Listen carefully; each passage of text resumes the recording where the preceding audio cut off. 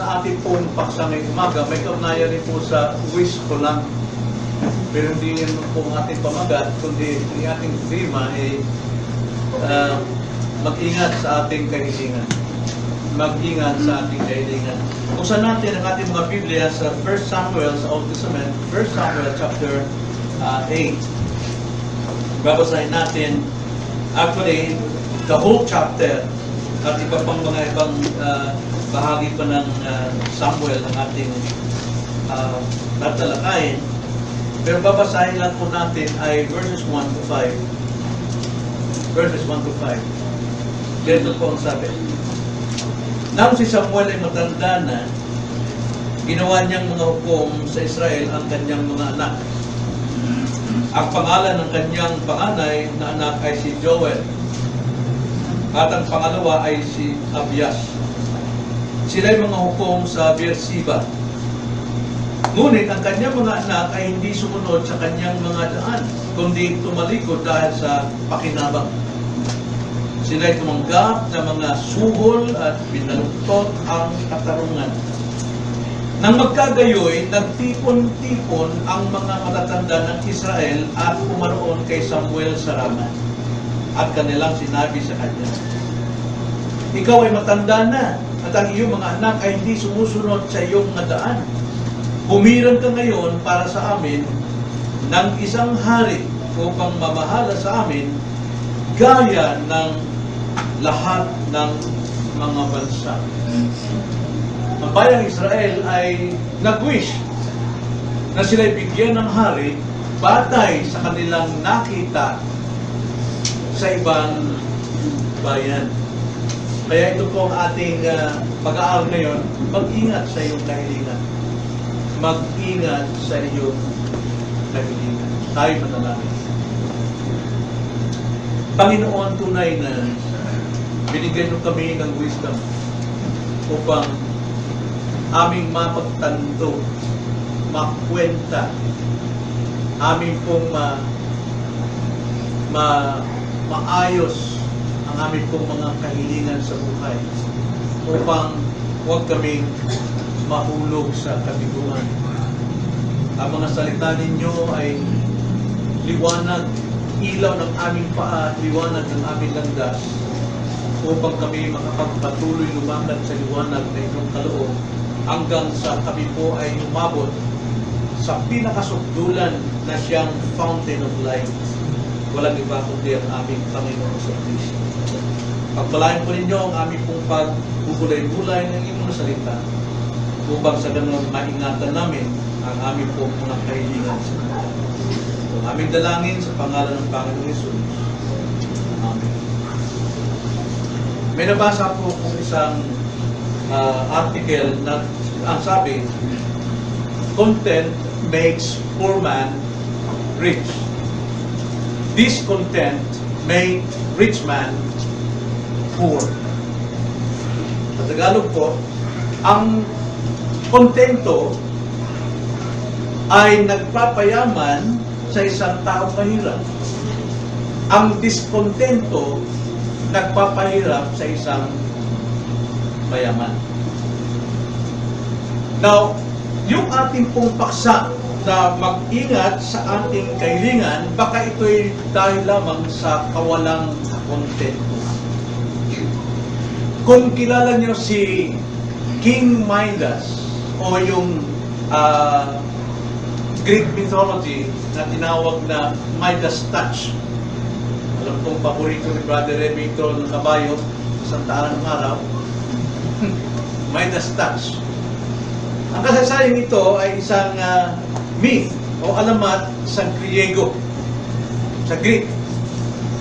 Sa lugar na yon, mayroong god na ang pangalan ay si Dionysius, the god of wine. Siya ay Diyos ng mga alak. At mayroon siyang mga tauhan at messenger na kung tawagin sila ay mga satyr. Ibig sabihin, half man and half goat. Mga satyr. At isa rito ay si Silenus. Si Silenus po, dahil nga ang kanilang Diyos ay Diyos ng alak, mahilig sila sa alak at mabaho ang kanilang sarili dahil sa singaw ng alak. Pagkalasing kong tao talaga, pawis ng mabaho. At isang araw, itong isang satir na si Silenus at kanyang mga kasama, nag-inuman sila doon sa palasyo ni King Midas, doon sa Hardin. At sila'y nag-inuman doon hanggang sa malasing. At itong si Silenus, nalasing siya at doon nakatulog sa Hardin.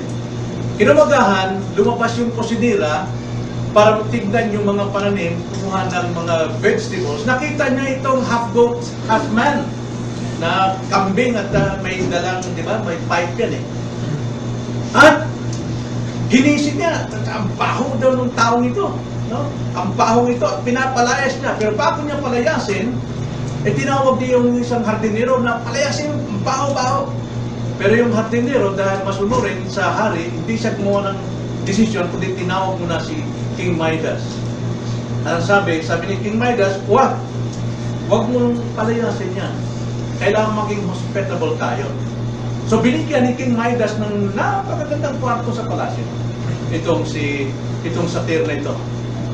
Pero kinabukasan, nagutom kasi mahilig, karoon ng alak, gutom, nagpunta sa kusina, pinag-akong yung mga gamit doon, nagwawala doon, dahil naghahanap ng alak, naghahanap ng pagkain, nagkaalit itong kusinina. Pero ang sabi ni King Midas, pabayaan mo siya, kaibigan natin siya. At isang araw, naging kaibigan ni King Midas itong si Silenus, yung satir. At nag-inuman sila. Sabi ni Silenus, buti ka pa, King Midas, talagang maligaya ka na, dahil nasa iyo na lahat. May magandang anak, na ang pangalan ng kanyang anak ay si Zoe, Princess Zoe, at maganda siyang reyna. Pero ang sabi ni King Midas, okay, nasa akin na lahat, pero ang kulang sa akin, pera. Pera, kayamanan, ang mga niya. So ito si King Midas, medyo greedy siya. No? Ngayon, ang sabi nitong si satir, na matutulungan kita dyan. Gusto mo? Anong gusto mong mangyari? Gusto mong nabigayan dahil sa pera? Sabi ni Midas, oo. Paano gusto mo? Gusto mong lalabas yung pera? Hindi, sabi niya. Mas gusto ko, mismo sa kamay ko, magmumula ng kayamanan. Gawin mo ang kamay ko na bawat mahipo ko ay magiging ginto. Masusunod, King Midas. So, nangyari. Yung hawak ni King Midas na baso na mayroong tubig, talagang tumigas siya at naging ginto. Hawakan niya yung apple, yung prutas, naging ginto, lantay na ginto. Tuwa siya, kaawa siya ng tawa. At pati yung swimming pool, hinawakan niya, naging ginto. Lahat ginto. Tuwang-tuwa siya. Nung mabalita ng anak niya, si Princess Zoe, na tuwang-tuwa yung tatay niya, for the first time narinig niyang tumatawa, tumakbo siya, Daddy! Sabi niya, hinakap siya ng tatay niya. Mamaya na, biglang lumamig yung kanyang anak at naging ginto. So si King Midas, lungkot na lungkot siya. Bawat mahawakan niya ginto, dahil sa covetousness, discontentment. Kaya nagmakaawa siya kay God Dionysius. Sabi niya, tulungan mo ko. Ayaw ko na nito, mas gusto ko pa yung normal lang, nakasama ko ang aking mga sa buhay, ngayon napahamak ang aking na. At sabi ni Dionysius, itong gawin mo, pumunta ka ron sa pinakabukal ng fountain na yan at lumublog ka ron at manunumbalik yung iyong normal na pagkatao. At nagpunta na siya ron sa ilog na yun hanggang doon sa pinaka-fountain, pinakabukal at lumublog siya. Bagamat ang lahat ng pananim doon ay nag-iginto, pero nakalaya si King Midas. Kaya sabi niya, mas maigi ang walang pera na maligaya kaysa maraming pera na bawat hawakan ay pera na nasa sumpa ng kasakiman. Itong problema po sa tao. Kahit saan paraan, umasensyo lang, kaya niyang gawin, isubok kanyang buhay. Magkaroon lamang ng kanyang kahilingan. Itong 1 Samuel chapter 8, verses 1 to 22, ang kabuuan dito, sa buong kasaysayan ito, ay nagsasabi sa atin mag-ingat tayo o mag-ingat tayo sa ating kahilingan. At ang talatang ito, ang kabanatang ito, ay mayroong tatlong ibabahagi sa atin sa kasaysayan ito upang maunawaan natin at makapag-ingat tayo anong wish natin sa buhay. Hindi masama mag-wish, pero mag-ingat tayo sa ating wish. Tatlong bagay po ang ating tignan upang maunawaan natin ito. Una, ang kalagayan ng propeta ng Diyos. Ikalawa, ang kalagayan ng mga tao ng Diyos. At ikatlo, ang mga leksyon para sa atin ng mga tao ng Diyos. The prophets, the people of God, and thirdly, us. So una, tignan natin ang kalagayan ng propeta. Bakit po humiling ang bayang Israel ng hari? Now, ang prophet dito ay walang iba kundi si Samuel. Siya yung huling judge. Mula rin sa mga hukom, wala nang ang Diyos, hindi na nakipag-usap, walang salita. Very rare ang salita ng panahon yon. Ngunit dahil po sa nanay na ni Hana, si Hana na punong-puno ng kaguluhan dahil mayroon siyang karibal sa kanyang mister na si Elkanah, at siya'y bakog, at ang kanyang kakompetensya ay maraming anak. Pero dahil sa kanyang panalangin, pinagkalooban siya ng anak. Walang iba kundi si Samuel. Kaya nga, Samuel means a gift from God. O asked from God. Ibig sabihin ng Samuel. At ito, si Samuel, ay inihandog ng kanyang nanay. Hindi siya naghinayang ng anak niya ay maglingkod sa Diyos sa buong buhay niya dahil sa kabutihang ginawa sa kanya ng Diyos. Pinagkalooban siyang ng kaligayahan at nasundan pa ng maraming kapatid si Samuel. At dahil dito, mas minabuti niyang ibigay si Samuel para maglingkod sa Diyos at siya ay naging isang propeta. At dahil doon, sa paglilingkod ni Samuel, umasenso ang bayang Israel na nung balik sila sa Diyos, tumibay ang kanilang relasyon sa Panginoon. Kaya naman, ngayon, matanda na siya, ang sabi sa ating binasa. Matanda na siya. Hindi niya na kaya ang gawain ng pagiging propeta, ang magpunta paroon sa lahat ng nangangailangan. Kaya naman, kanyang inilagay, kanyang dalawang anak, para maging hukom sa bayang Israel. Ang kanyang anak ay si Joel at si Abijah.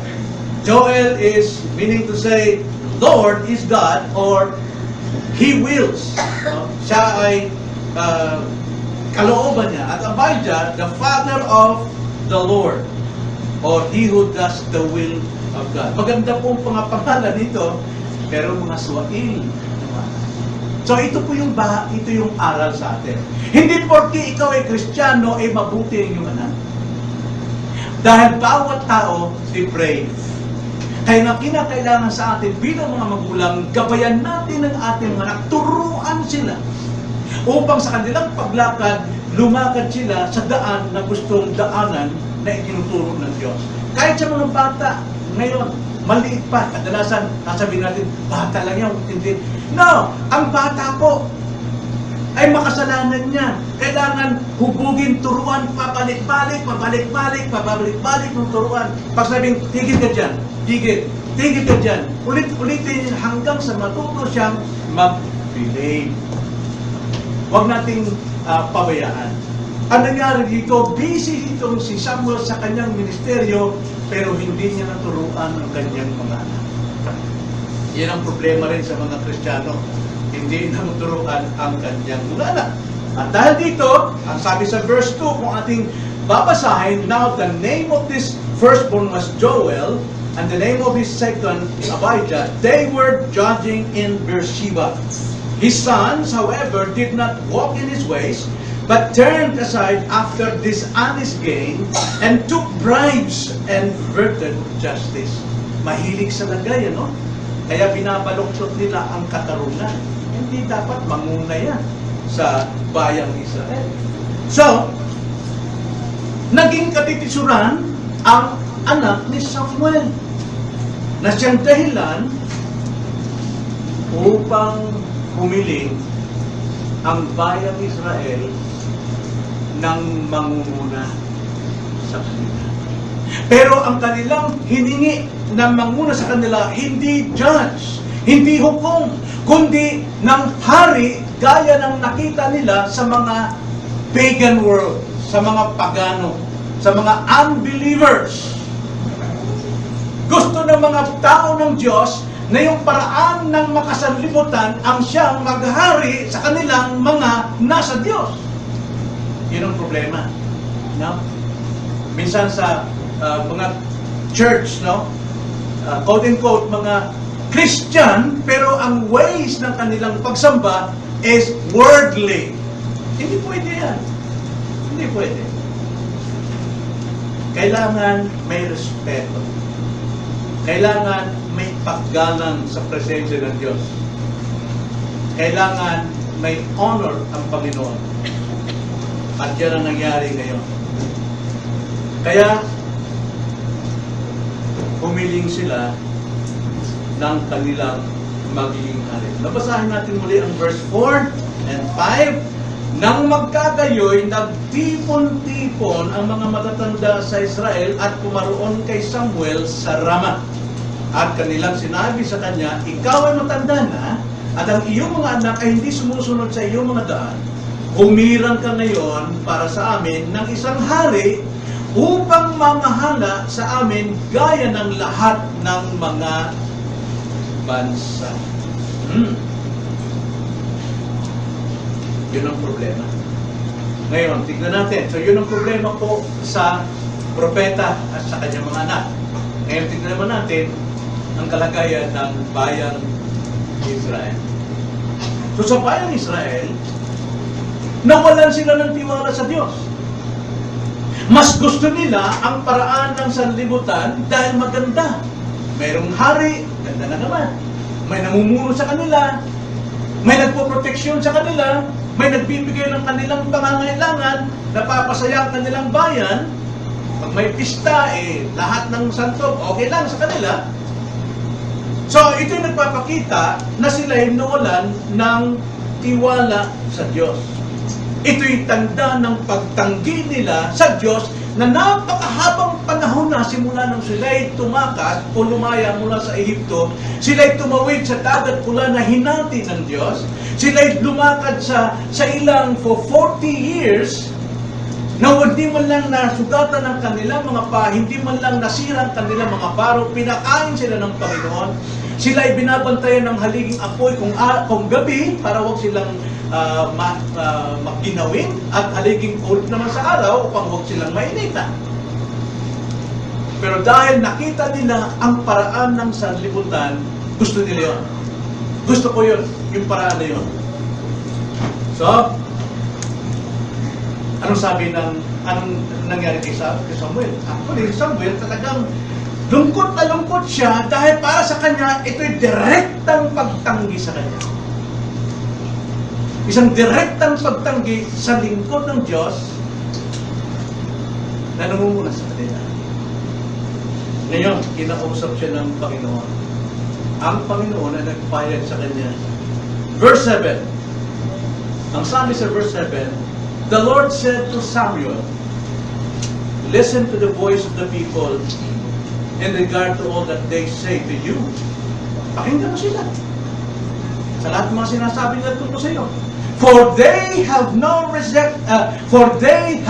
rejected you, but they have rejected me from being king over them. Now, ingat po tayo sa wish. Sapagkat kahit alam ng Diyos, mali ang iyong kahilingan. Pero, ibibigay ng Diyos sa'yo. Ibibigay ng Diyos. Sige, pakinggan mo sila. Dahil hindi naman ikaw ang tinatanggihan nila. Ako mismo ang tinanggihan nila. Sa mga nakita at naririnig ng Diyos ang kasalanang naghahari sa puso ng kanyang bayan. Nakikita ng Diyos lahat yan, kung anong nilalaman ng kanilang puso at anong sinasabi ng kanilang isipan. Yun yung sabi sa verse 8. Like all the deeds which they have done since the day that I brought them up from Egypt, even to this day. Ang sabi ng Panginoon, iniligtas ko sila, pinalaya ko sila sa kanilang pagkalipin doon sa Ehipto, pero hindi nagbago ang kanilang puso hanggang ngayon. Tinatanggihan nila ako. They worship me with their lips, but their heart is far from me. Gusto na lang ginawa. Na mayroon ba sa ating ganito? Ang ating bibig ay puro tungkol sa Diyos, praise God, hallelujah, biyaya ng Panginoon, but our heart is far from Him. Napakalayo ng puso natin. We disobey God. Meron ba tayong gano'n, mga kapatid? Mula pa kay Moises, gano'n ang ginagawa nila hanggang sa last na judge na si Gideon. Ngayon, kay Samuel, sige, pakinggan mo sila. Bigay mo kung ano hiling nila. Then alam ng Diyos kung ano yung nasa isip nila. Anong karakteristik ng isang leader para sa kanila. Kaya ang Diyos naman, naghanap siya ng tao sang-ayon sa gusto nilang katangian. Kaya sabi ng Diyos, sabi mo sa kanila, sige, magbibigay ka ng hari. Pipili ka ng hari. Pero actually, ang Diyos ang pumipili. Dahil yung hari na kanilang hinihingi, yun din ang bibigay dahil yun ang para sa kanila. Kaya meron tayong Presidenteng Duterte na sabi nilang malupit, na sinasabi nilang magnanakaw, na sinasabi nilang walang awa sa mga mahirap. Binigay ng Diyos yan sa atin, sa ating binigay, sapagkat yan ang dapat para sa Pilipino na matitigas ang ulo. Hindi po maaaring magkamali ang Diyos eh. Yes! Katungkulan ng taong pumili ng presidente, pero ang Diyos ang nagbigay kung anong gusto ng mga tao, kung anong kailangan, anong needs ng mga tao. Pilipinas, kaya binigay niya kung sino yung presidente natin. Kaya kung malalim ang ating pagkilala sa Diyos, hindi dapat magkaroon kay Duterte. Ako galit ako sa kanyang pagmuran, kung gusto yun. Kasi yung God ang naglagay niyan eh. Mag-submit ka, magbayad ka ng iyong tax. Mag-obey ka sa mga batas. Dahil kung hindi, patay ka. Di ba? Romans chapter 13. Ang pamahalaan natin ay gawa ng Diyos yan. At yung mga namamahal dyan, even though they are not Christians, still they are servants of God. Para i-offer sa atin yung tamang justice para sa ating Pilipino. Ay magkamali yan. Kaya itong hinahanap ng mga tao ng Israel, akala nila ay maganda ang magiging buhay nila. Kaya sabi ng Diyos sa kanya, o sige Samuel, pero bago tayo kumuha ng taong nasa isipan nila, palalahanin mo kung anong mangyayari sa hari niyon. Palalahanin mo sila. Then verse 9 to 18. Basahin natin ang verse 9 to 18. Ang sabi sa verse 9, ngayon ay tingin mo ang kanilang tinig, lamang ay balaan mo silang mabuti. At ipakita mo sa kanila ang mga pamamaraan ng hari na maghahari sa kanila. Then 10, kaya't iniulat ni Samuel ang lahat ng mga salita ng Panginoon sa bayan na humingi sa kanya ng isang hari. Sinabi niya, ito ang magiging mga palakad ng hari na maghahari sa inyo. Kanyang kukunin ang inyong mga anak at kanyang ilalagay sa kanyang mga karwahe upang maging mga gabayo at tatakbo sa unahan ng kanyang mga karwahe.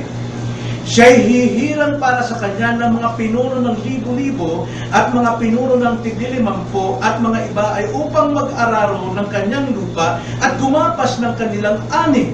at upang gumawa ng kanyang mga kagamitang pandigma at mga kagamitan ng mga kanyang mga karwahe. Kanyang kukunin ang inyong mga anak na babae upang maging mga manggagawa ng pabango, mga tagapagluto at mga magtitinapay. Kukunin niya ang mga pinakamainam ninyong mga bukid, mga ubasan at mga taniman ng olibo upang ibigay ang mga iyon sa kanyang mga lingkod. Kukunin niya ang 10 bahagi ng inyong putil at ang inyong mga ubasan at ibibigay sa kanyang mga punong kawal at mga lingkod. Kanyang kukunin ang inyong and so on and so forth. Etc. etc. Hindi po ginhawa para sa kanila, kundi sila'y aalipinin ang kanilang mga anak, magiging alipin, mapipilitang magsundalo para humarap sa kaaway. Ganun po pamamahala ni Saul. Iyon ang gusto ng mga taong bayan.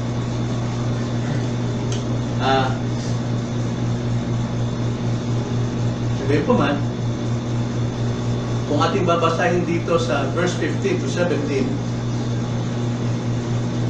then 18 to 21, dito sabi, kukunin niya ang 10 bahagi, tapos sa 18, sabi sa 18, sa araw na yon, kayo'y daraing dahil sa inyong hari na inyong pinili para sa inyong sarili, ngunit hindi kayo sasagutin ng Panginoon sa araw na yon. Ngunit tumangging makinig ang bayan sa tinig ni Samuel sa kanilang sinabi. At kanilang sinabi, hindi! Kundi magkaroon kami ng hari, upang kami naman ay maging kaya ng lahat ng mga bansa, at upang mamahala sa amin ang aming hari at lumabas sa unahan namin at lumaban sa mga digma. Sabi ng mga tao ng Diyos, hindi! Gusto namin yung paraan ng pamumuno ng sanlibutan na siyang mangyari sa pamumuno sa iglesia. Mas gusto namin yun. Kalahin mo, mga tao ng Diyos, dinadala sila sa liwanag, katotohanan, kabalan, katwiran, kukunin nila yung mga tao sumasama sa mga Diyos-Diyosan. Kaya sabi ng Panginoon, sige, bigay natin, pero balaan mo sila. Pero hindi nagbago ang desisyon ng bayan ni Israel. Now, pumunot muna tayo ng aral dito. Mali man ang kanilang desisyon, ibinigay pa rin ng Diyos ang kanilang kagustuhan. Alam mo bakit? Nabasa natin? Umiyak man sila ng umiyak pagdating ng panahon. Hindi sila sasagutin ng Diyos. Ganun kaya mabigat. Umiyak man sila ng umiyak, hindi sila sasagutin. Bakit po? Dahil sa kanilang katigasan ng mundo. Bakit pinahintulot ng Panginoon na ibigay sa kanila ganun pala ang mangyayari? Pinaliwanag na sa kanila. Bakit? Sapagkat matitigas ang ulo, puso ng mga tao. Nabasa niyo ba sa Matthew chapter 19? Ang sabi ni itong mga Pariseo sa Panginoon, Panginoon, bakit pinag-utos ni Moises sa amin na gumawa ng kasulatan sa mag-asawa para maghiwalay? Bakit pinayagan ni Moises? Pero sabi ng Panginoon, hindi ganun sa una, hindi ganun plano ng Diyos. Pero dahil sa katigasan ng puso ninyo, ipinaubaya at pinahintulot ng Diyos. Katigasan ng Diyos. Alam niyo mga kapatid, ito yung tinatatakutan ko sa iglesia. Masdan natin ang ating sarili. Ano yung kilos natin ngayon kaysa mga nakaraan nating pagsamba at paglilingkod sa Diyos? Bakit ipinahintulot ng Diyos na tayo'y walang gana? Bakit napakatabang ng ating pagsamba? Hindi natin ginagawa na tayo lagi nagpagtagpo sa Kanya, sa prayer meeting, sa Bible studies, pero bakit pinahintulot ng Diyos? Pinagpapala ka pa! Hindi dahil pinagpapala ka ng Diyos dahil sa tama ang iyong kahilingan, tama ang iyong wish, gusto mong magpahinga. Pero dahil sa katigasan ng puso, nangyayari ang bagay na ito. Pero mabigat, pagdating ng oras na umiyak ka na, hindi ka pakikinggan ng Diyos.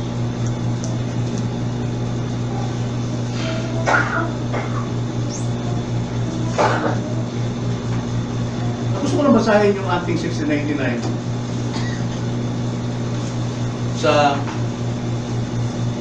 Doctrine about Providence, paragraph 5. Alalahanan natin ito, mga kapatid. Doktrina ito natin, Iglesia, hango sa Biblia na sinamarize tulad ng pangyayari ngayon sa bayan Israel, sa kanilang kahilingan. At sila nagkamali, pero binigay ng Diyos.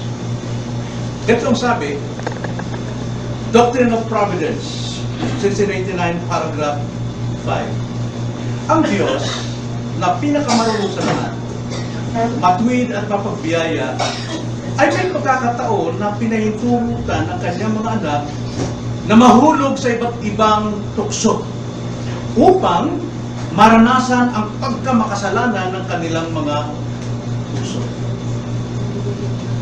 Then, ito ay bilang pagdidisiplina sa kanila dahil sa ginawang kasalanan o kaya ay pagtuturo ng kababaang loob. May maganda naman palang plano ng Diyos. Unang-una, kaya tayo pinintulutang bumagsak sa ating maling kahilingan upang makita natin na tayo makasalanan pa. At upang makita natin at makilala na kailangan natin ng Diyos.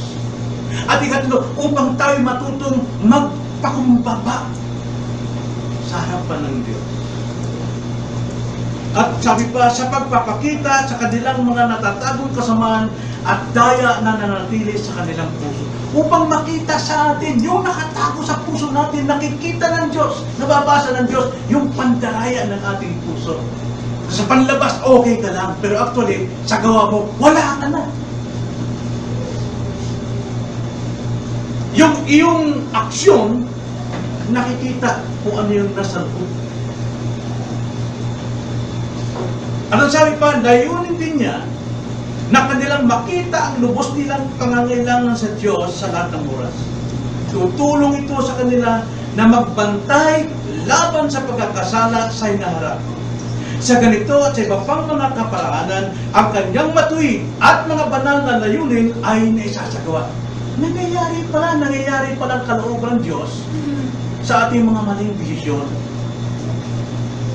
Hindi pa tayo pahirapan, bagamat yun ang consequence ng ating disobedience to God, na tayo umaani ng kahirapan sa ating maling desisyon, pero ang layunin ng Panginoon, matuto kang kumilala sa iyong pagkamakasalanan, matuto mong kilalanin na napakasama ng puso mo, matuto kang kumilala na kailangan mo ang Diyos at kailangan mo magpakumbaba sa Kanya. May magandang aral. Sa ganito at sa iba pang mga kaparaanan, ang kanyang matuwid at mga banal na layunin ay nasasagawa. Kaya nga, ang lahat ng nangyayari sa kanyang mga hinirang ay sa pamamagitan ng kanyang pagtatagda, sa kanyang ikaluluwalhati at sa kanilang ikabubuti. Mga kapatid, sa kabila ng ating pagkarebelde, sa kabila ng ating wish, na alam natin hindi tama, salamat sa kalooban ng Panginoon, alam natin ang salita ng Diyos, pero pinagpapatuloy pa rin natin, nahuhulog tayo sa kabiguan, pero nandun pa rin ng biyaya ng Panginoon.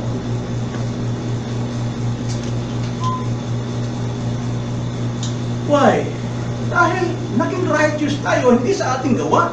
Naging righteous tayo dahil sa righteousness ni Christ na ibinigay sa atin.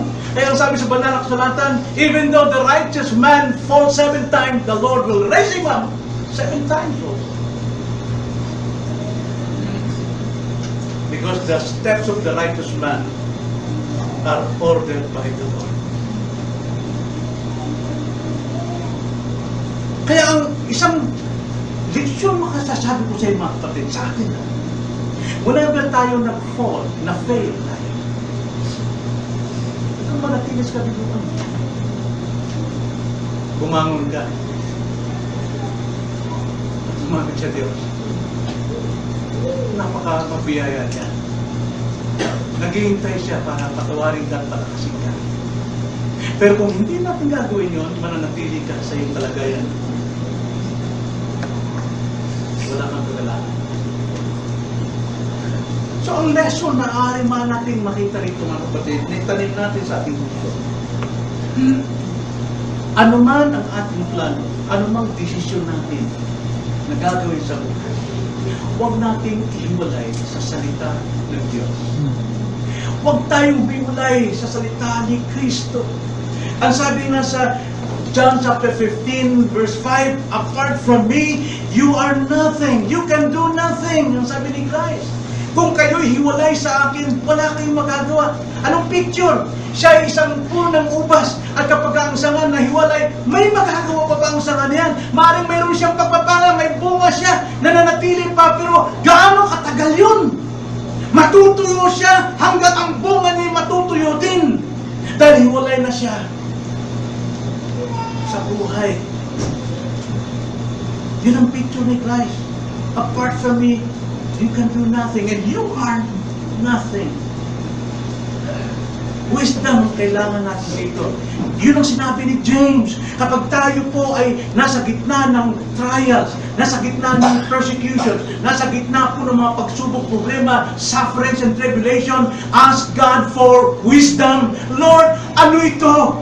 Saan ako nagkamali? Anong kasalanan ko? Anong dapat kong gawin? Mayroon ba akong dapat patawarin? Mayroon ba akong dapat lapitan upang humingi ng kapatawaran? Panginoon, wisdom ang kailangan. Yun ang sinabi ni James sa atin. Tulong ni James sa atin.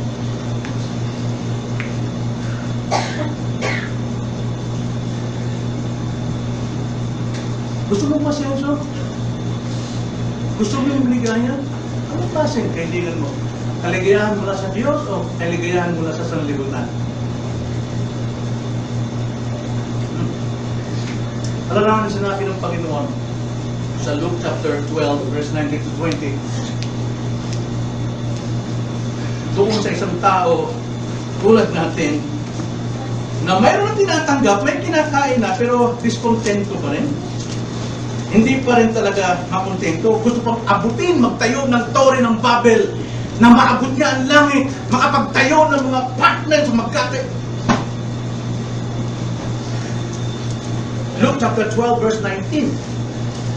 Yung tao ito, nakukuha ito ng mga Kristiyano. Ang sabi sa verse chapter 12 ng Luke chapter 12, verse 19, ito ang sabi.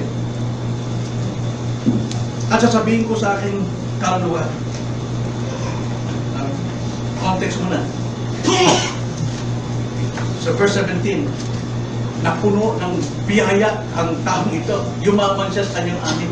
Ngayon nakita niya, maliit lang yung kamalig niya. Sabi niya, ano gagawin ko? Eh, sobra-sobras kamalig, apaw na apaw yan. Anong turo ng Panginoon? Mamigay ka, magbahagi ka. Pero sa kanya, hindi. Sayang. Yung ibibigay ko, igagastos ko na lang pagtayo ng panibagong buliga mas malaki. At doon ko ilalagay. So, green. Ano gahal sa kanya? Eh, sabi niya sa verse 17, inisip niya sa sarili, anong gagawin ko sapagkat wala akong mapaglalagyan ng aking mga anik? Sinabi niya, ito ang aking gagawin. Gigibayin ko ang aking mga kamalig at magtatayo ako ng mas malalaki. At doon, ko titipunin ang lahat ng aking mga butil at mga pag-aanik. At sasabihin ko sa aking sarili, kaluluwa, marami ka ng pag-aaning nakaimba, para sa maraming taon. Magpahinga ka, kumain ka, uminom ka, magsaya ka. Pero nabasa ng Panginoon ang laman ng kanyang puso at narinig ang binitiwan sa kanyang labi. Pero hindi niya narinig ang sinabi ng Panginoon. Kundi tayo ang nakakarinig ko ang sinabi ng Panginoon. Verse 20. So, bali, sinabi sa kanya ng Diyos, hangat. Sa gabing ito, mamamatay ka. Kukunin namin yung kaluluwa. At kanino kaya mapupunta ang mga bagay na inihanda? Bigyan niyo po isang tao, mga kapatid, na namatay, na nadala niya ang kanyang kayamanan. Magbigay kayo ng isang tao na magpapabuto. Yung aking pinaghirapan, mula nung ako'y mag-graduate ng college, nagtakuha ko lahat, ako'y naging manager, lahat ng naipon ko, nung ako'y mamatay, nadala ko lahat. Sino? Mga pagkasabi. Wala. Kaya nang tawag ng Panginoon, hangal.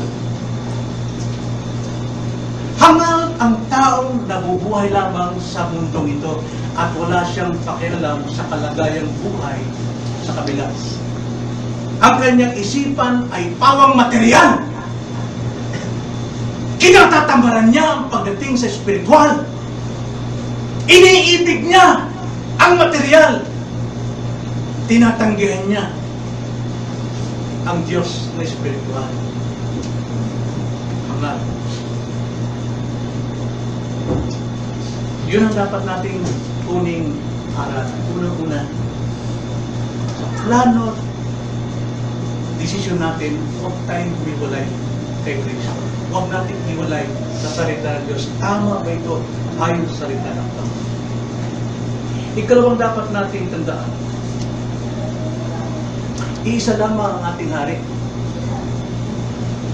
Ang bayang Israel, gusto nilang magkaroon ng hari. Ayaw nila ng judge. Dahil nakita nila, mas maganda yata kung hari. Masikat tayo, mas moderno tayo, high-tech. Kaya sabi ng Panginoon kay Samuel, bigay mo sa kanila. Dahil hindi naman ikaw tinatanggihan as judge. Ako tinatanggihan na ako ang hari. There's only one king, the King of Kings, and the Lord of Lords. At directly, tinatanggihan nila ako. At naghanap sila ng hari, na tao. Isa lang ang hari. Kaya sa atin din mga kapatid, tanda natin, magkaroon man tayo ng hari, King Philip, o kinsan mang hari sa mundo sa Inglaterra, there's only one king. At yan ang Diyos. At dahil ang Diyos lamang ang ating hari, ang Diyos lamang ang ating Panginoon. We have only one king and one Lord na dapat natin pagpapasakupan. Sabi nga ni Pablo nung siya maligtas na, Galatians 2:20, ano sabi ni Paul sa Galatians 2:20? I have been crucified with Christ, and it is no longer I who live, but Christ lives in me, and the life which I now live in the flesh, I live by faith in the Son of God, who loved me and gave Himself up for me. Bilang tayo Kristiyano, ang hari natin, isa ang Panginoon. Siya ang namumuhay sa atin. At tayo bilang tao na sa lamang pa, ipinamumuhay natin ito sa pananampalataya sa Kanya. Sa Kanya na siya umibig sa atin na nagbigay ng Kanyang buhay sa krus ng Kalbaryo upang tayo magkaroon ng bagong buhay. There's only one King, one Lord. Walang iba kundi ang ating Panginoon. So yun ang kalawang diksyon mga kapatid. Huwag tayong tumanaw na hari ang sanlibutan na kailangan natin siya. Kailangan makamit ko yung kayamanan ng sanlibutan ito. Makamit mo man ang kayamanan ng sanlibutan, what does it profit a man if he gains the whole world and loses his only one soul? Wala pong kwenta. Marami pong namamatay, nagkakasakit, nagkukumahog dahil sa pag-abot po ng inu-offer ng sanlibutan. Hindi po masama na tayo po ay masenso, pero dahil sa pag-asenso ng Diyos sa atin, ang kayamanan natin ay hindi kayang bayaran ng sanlibutan. Ang kayamanan natin ay ang kaligtasan at buhay na walang hanggan. Yun ang dapat nating pagyamanin sa mundong ito. Mamatay man tayo, dadalhin tayo nito sa Kanyang kaharian. Pero ang kayamanang naipundan mo ito, gaano karaming bahay, may iwan yan. Wala pang naghapon bahay. Mga kapatid, ang punto lang dito, huwag natin ilagay ang ating pag-ibig sa mundo. Magtrabaho tayo according to the grace of God, by His help, strength. Magtrabaho tayo, kumain. Pero huwag nating ibigin ang sanlibutan. Huwag nating taya maging ating kaluluwa sa sanlibutan. Dapat nating pakinggan palagi ang salita ng Diyos. Salita ng Diyos lagi nagpapalala sa atin.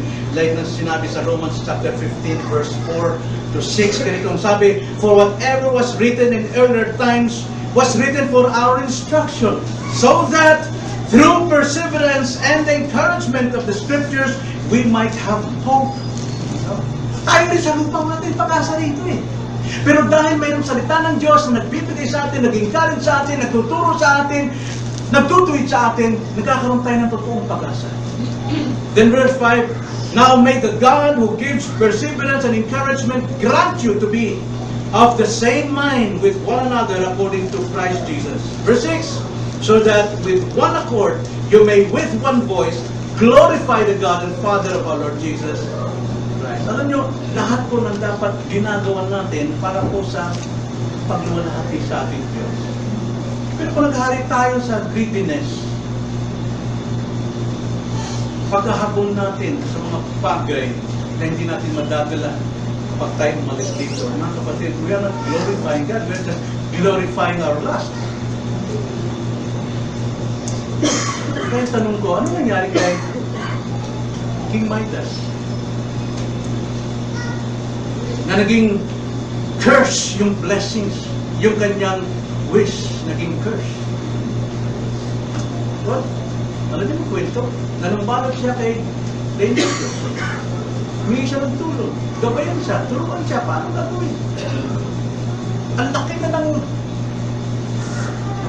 kabiguan ng dinanas niya. Halos buong palasyo, malapit na magiginto. Maganda ng ginto, pero naging sumpa para sa kanya. So nagpunta siya, sumunod siya sa instruction itong God na ito. Kasi Daniel ito. At dahil doon siya gumaling at nagbunyi, totoong pagbubunyi.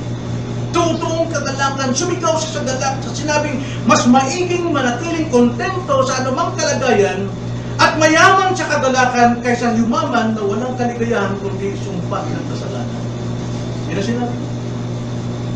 Mas maigi pa.